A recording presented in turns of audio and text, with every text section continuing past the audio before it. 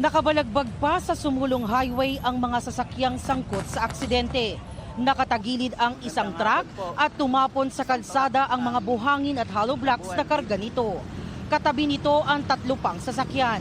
8 sasakyan ang sangkot sa karambola. Ayon kay Traffic Supervisor Ricardo Q, galing Quezon patungong Maynila ang 18-wheel trailer truck na may kargang kopra. Pagdating sa pasulong na bahagi ng sumulong highway, napansin daw ng driver nito na nawalan siya ng preno. Iginigilid na raw ng driver ang truck, pero dahil palusong ang highway, natumbok nito ang mga sasakyan.